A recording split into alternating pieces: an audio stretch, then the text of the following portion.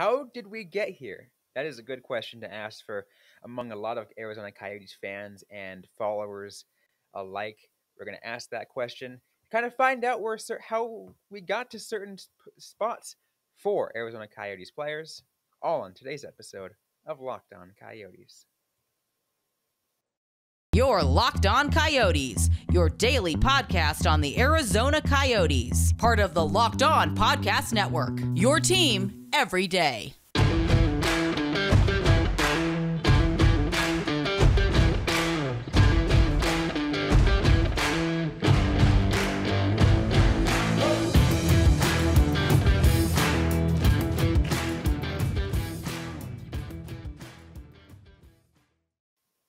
Welcome to the show, everybody. I'm Robin Leonio. That's Carl Pavlak beside me. On today's episode of Locked On Coyotes. Today's episode brought to you by BetOnline. BetOnline has you covered this season with more props, odds, and lines than ever before. BetOnline, where the game starts. I also want to thank everyone for making this show your first listen every day. We are free and available everywhere you get your podcasts. And once again, that does mean we will never ever have a paywall. We got a great show for you on today's episode.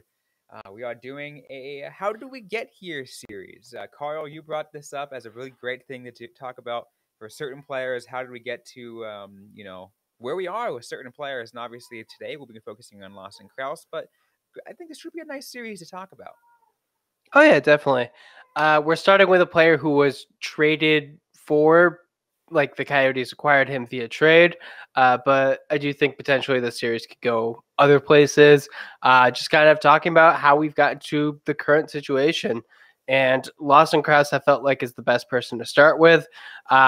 He is approaching his arbitration, date. So that's definitely a reason why he's in the news. But he's also quickly approaching the 6-year anniversary of being acquired by the Coyotes. He was acquired August 25th. And since we're starting in August, feels like it's just a good player to talk about. Absolutely. And I think that, I think back to a lot of things regarding Lawson Crouse, and I think of, how far we've come since the Coyotes have acquired him. And it's like, okay, yeah, we can definitely go through a lot of different ways. He's had his up and down seasons, stuff like that, and everything like that. But let's start with that trade, because that was an interesting trade. Yes, it was. So August 25th, like I said, 2016, the Coyotes acquire the contract for Dave Bolland and Lawson Crouse in exchange for a 2017 third-round pick with conditions. The Coyotes would receive either the hire of Detroit the Panthers would receive either the hire of Detroit or Arizona's pick and a 2018 second-round pick, which was conditional on the pick becoming a second round if Crouse plays 10 games in the 2016-2017 trade. So a lot of weird caveats with this one. The Panthers got 2 picks. They drafted 2 players who are still with their organization. They're most recently been playing in the AHL. So I don't think that they made the right move shipping out Crouse, but it seemed to make sense at the time. I think one of the really cool things to touch on is that he was acquired, early on then, and trying to look how many games did he play? So his first year of Arizona, he played 72 games. Wow, that's a lot. Yeah, was that the last year of Tippett? I think it was. I think he played a full season with Tippett. The pick became higher, and then Tocchet in his first year sent him to the AHL, which just kind of explains the weird kind of dichotomy between those two coaching styles. Which is also really interesting to talk about that, right? When Rick Tocchet came in and sent him to the AHL, because then at that time it didn't last very long, but it was an awesome thing to talk about. The fact that the the Tucson Roadrunners had a top line of all first round draft picks that year. Yeah. That top line consisted of Dylan Strome, Nick Merkley, and Lawson Crouse.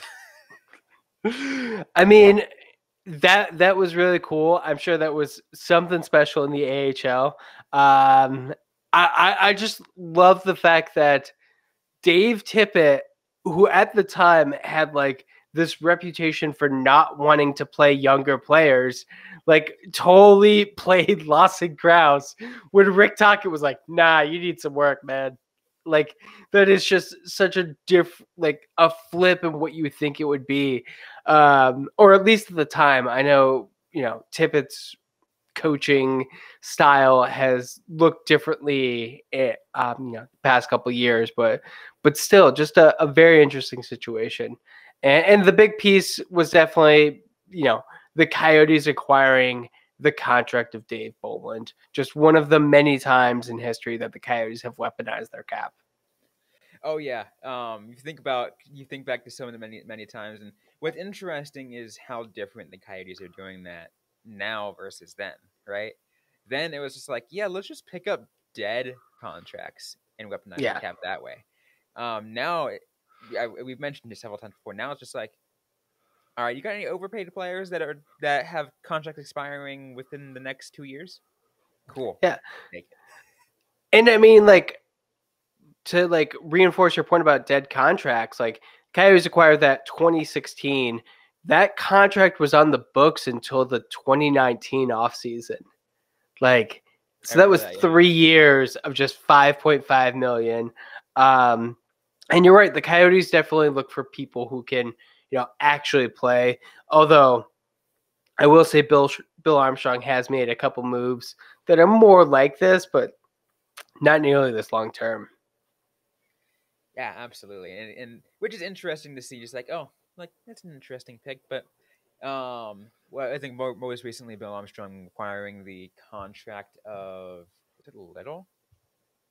Yes, that one really stands out. But I mean, like, I guess like the timing works because Little is, I think, 2 more seasons, so it's a little bit more flexibility. But and most of the people he's acquiring, it's players like Gostisbehere, or even like the Beagle, Roussel, Erickson trio from Vancouver. Absolutely, but again, that trade that definitely was an interesting trade, and how that worked, and how that was, and again how like the difference of coaching, as you mentioned, right, of how all that went down. I personally loved Lawson Crouse with the Tucson Roadrunners. Like, he was fun to watch. And I mean, like, he had a good rookie season with the Coyotes. What were his numbers his first year? 5 goals, 7 assists. Oh, so it's not the best, but decent enough. It cost the Coyotes an extra pick, or like a higher up pick. Like, would Crouse have been a better player if he went to the AHL straight away? That's a good question. Maybe. I don't think he would have been a worse player. No, he wouldn't have been worse. Absolutely not. He would not have been worse. And I think too, trying to base off the years here. That first Roadrunners year could have potentially used him because I want to think they had a decent start.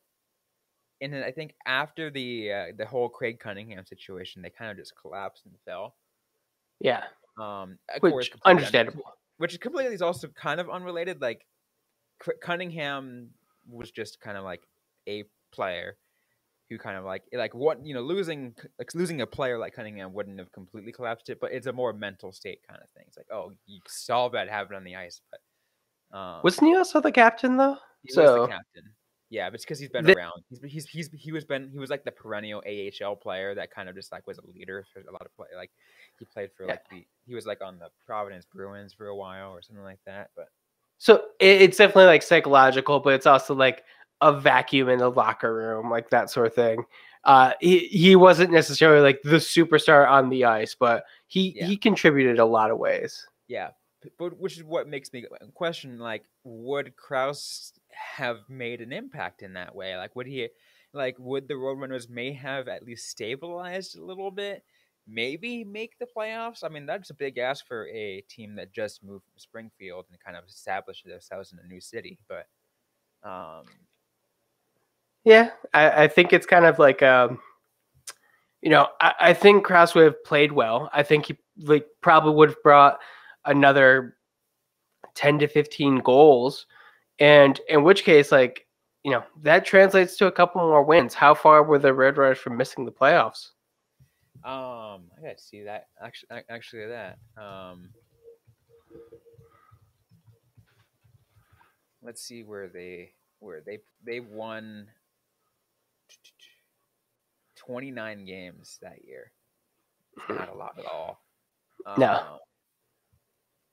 They finished 6th in the Pacific, which is like at the time I think was like last. Yeah. So yeah, he wouldn't have helped the Roadrunners. It hopefully could have benefited his development, though. Yeah. Although what's also interesting is who he'd be playing alongside with that year, because that year, I believe, because they didn't have Strome and Merkley yet. It was, I think, Fisher was on that year. Trying to think who else was on that year, but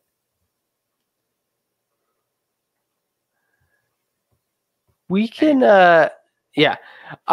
we can check it out. We will check that out in just a sec, though, because we do have to quickly go take a word from our sponsors. So, yep, I have a message from our friends at Bet Online. It is the fastest and easiest way to check on all of your betting needs. You can find all your favorite sports and events at the #1 online source for odds, lines, and games. You can find reviews and news for every league, including Major League Baseball, NFL, NBA, NHL, combat sports, esports, and even golf. BetOnline continues to be the top online resource for all your sports wagering information, from live in-game betting, scores, and podcasts. They have you covered. You can head over to BetOnline today or use your mobile device to learn more about the trends and action happening today. BetOnline, where the game starts. All right, Carl. So I have there's a long list of players who participated in the Roadrunners, but I'll kind of go through names that just ring a bell to me, that kind of just like I can just bring to the front of my head, like, okay, these were impact players on the Roadrunners this year. Gotcha. So you have, okay. or names that I recognize, for example. So Tyler Gaudette, Brandon Perlini, okay. Anthony Duclair, Duke, okay. Craig Cunningham, Chris Mueller, Ryan McInnes, Connor Garland,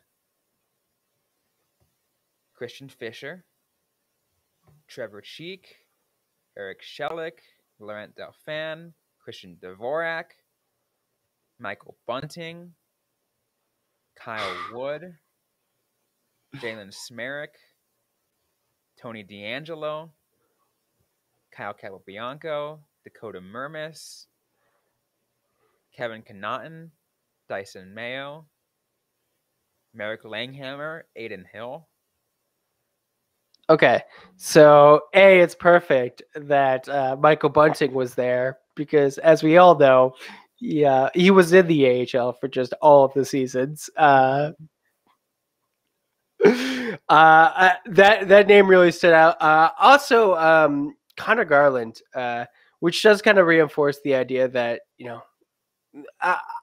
the more things happen, the more I realize the Coyotes made the right call in shipping out Garland at the point in the rebuild.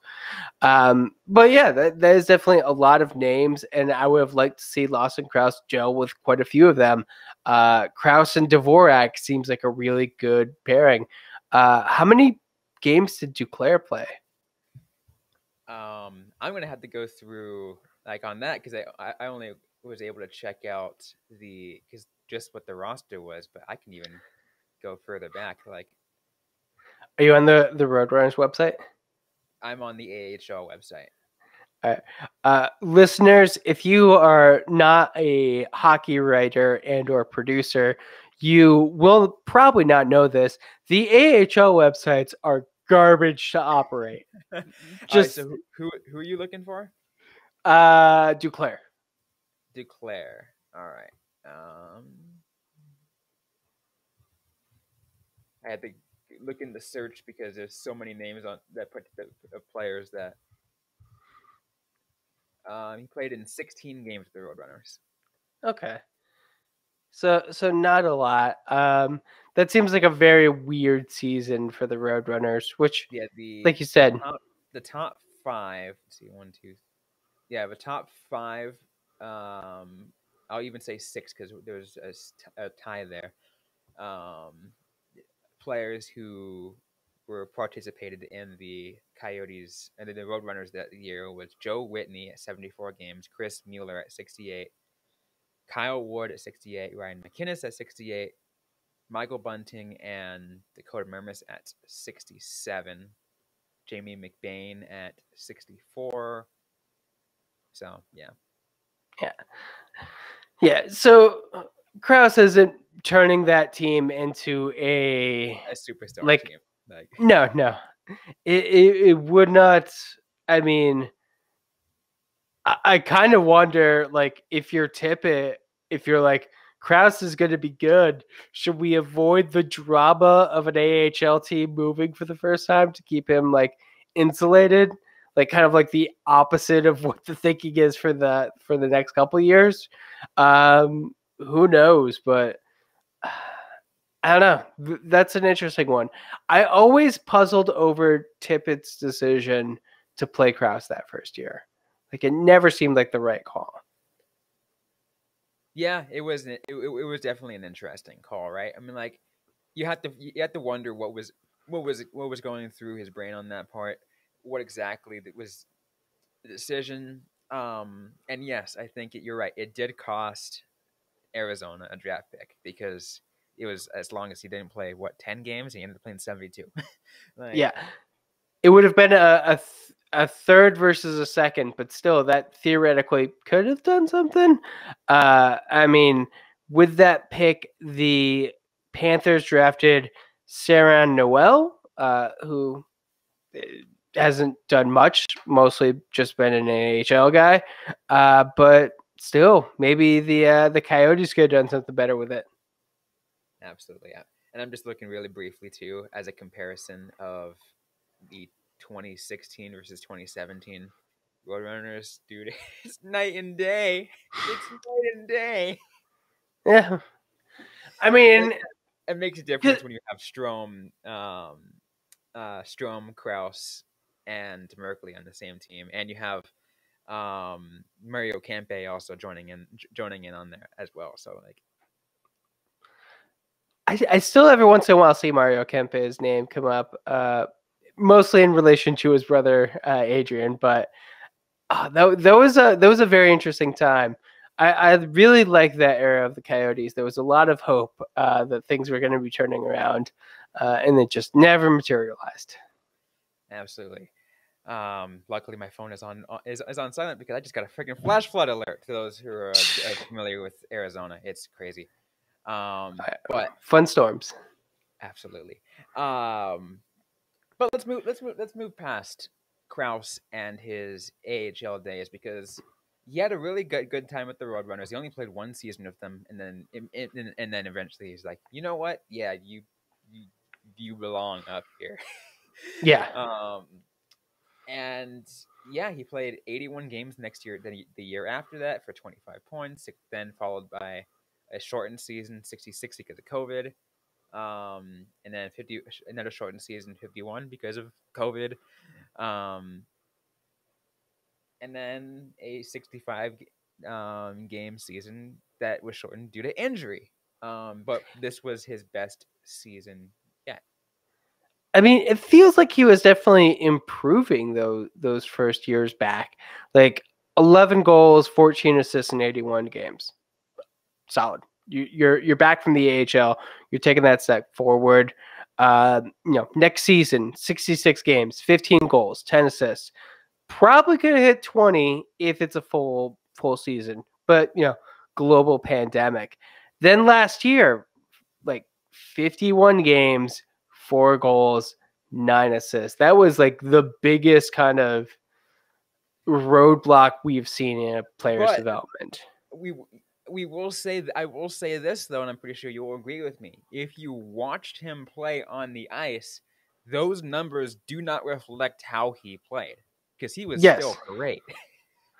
absolutely. Like, I think every single conversation about Lawson Crouse held by like people who knew the Coyotes was like, he's snake bitten. He's putting in the work.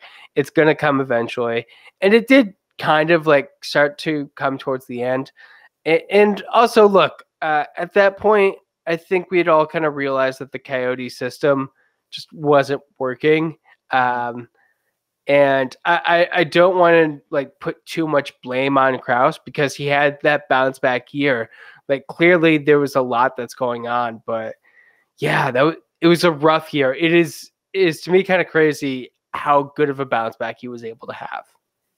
Also, how much? Obviously, Kraus gets a massive amount of credit for bouncing back, but how much weight do you also put coaching on that as well? Because the difference between Tocchet and Tourné. Yeah. I feel like Tourné like trusts his younger players more than Tocchet did. And look, we're not between the benches. We're not hearing what he's saying. We're not in the locker room, so we don't know for sure. But it does seem like we were able to see players like Crouse, players like Clayton Keller, like Nick Schmaltz, take that next step forward. And one of the big reasons why like Chychrun's name is coming up is because he wasn't. He was kind of the exception. So like I think it's kind of great that we have this year from Crouse. Like we said recently, I'm not sure how sustainable it is if he's not going to be playing with Phil Kessel, but still like good bounce back here. And we've seen just a lot of like good things all around from Crouse. And I think we still yet to see the best of him. Yeah. He is only 25 years old, still not in his prime yet as a forward. That'll be coming in the next couple years. But I think he's also shown that he's a pretty phenomenal leader, and leadership, that only just gets better with age. Absolutely. Of course, right now we're still waiting on, arbitration or a negotiation on his next deal. But should that happen, should, Coyotes get him re-signed and get him extended and everything like that, I think like based off what we've seen from him, that this guy is you said it right then, that he's a leader, right? Yeah. And I think that's the important thing of of what's awesome, and kind of a quick look into the future, as a person who is going to be wearing a letter on his chest. Yeah. And I mean, he wore an A couple times this past season. He definitely seems like he fits that role. And I don't want to jinx the guy because he's about to enter a contract negotiation. He doesn't need either of us throwing out like things into the air. And I don't want like people to listen back to this like 2 years from now and be like, boy, you guys were really off. But for like, he seems like a good fit for the time.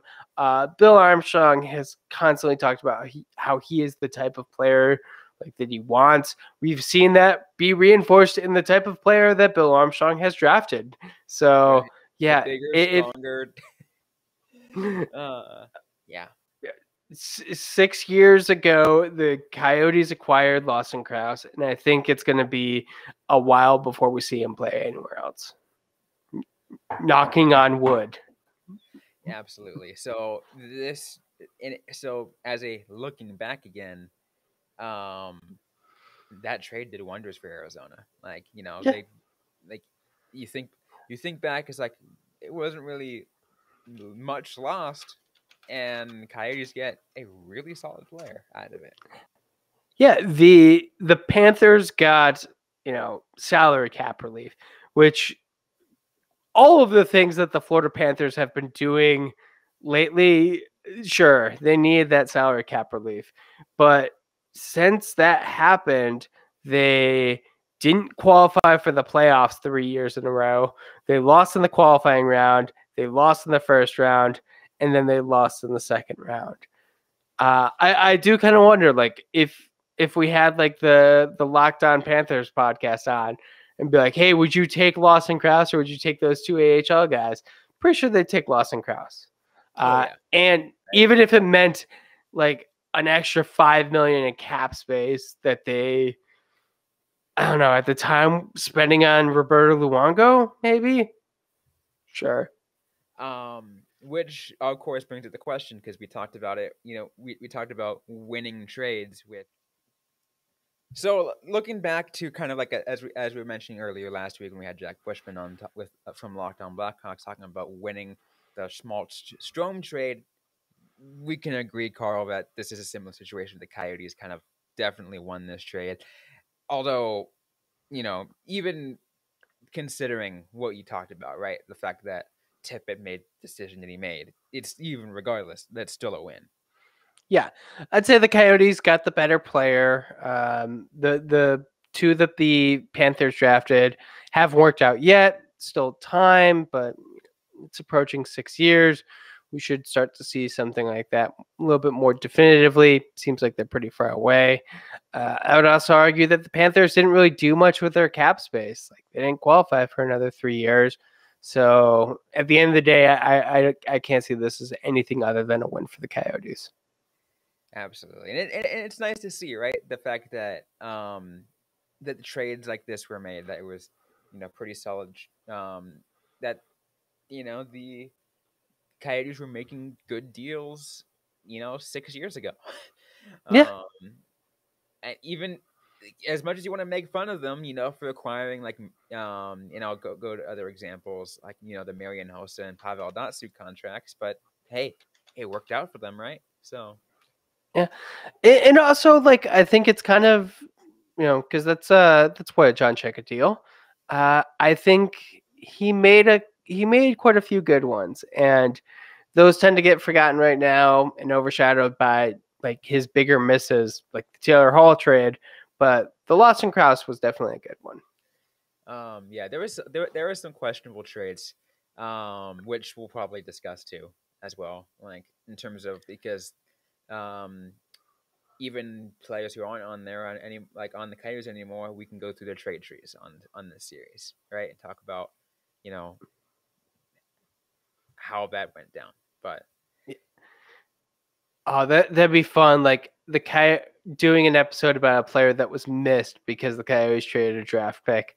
No end to both the good and bad we can discuss on this. oh yeah, what a series it can be. Any final thoughts though you want to share before we close things off on today's episode? Yeah, just the Coyotes need to re-sign Lawson Crouse soon, because that arbitration date's coming up quick. It is coming up in about a week, so we got to get that. We got it taken care of sooner rather than later. Anyways, though, that is going to be it for today's episode of Locked On Coyotes. If you like what you heard, don't forget to leave a review, like, comment, subscribe if you have yet to already. We're available everywhere you get your podcasts, including on YouTube. And let us know, too, if you have any suggestions, any ideas for the How Did We Get Here series. If you and let us know if you like it, too. We always appreciate your feedback. Just let us know anything. Don't forget to interact with us on social media. We're on Facebook, facebook.com/LockedOnCoyotes, on Instagram at LockedOnCoyotes, and on Twitter at LO_Coyotes. I am personally at Robin_Leano. Carl Pavlock is Carl Pavlock FFH. Interact with us, ask the question you might have. We might answer right back, or on a future episode of the Locked On Coyotes podcast. Thanks everyone for tuning in today's episode. Hope you guys are staying safe out there. Hope you guys are staying healthy, and don't forget to howl on.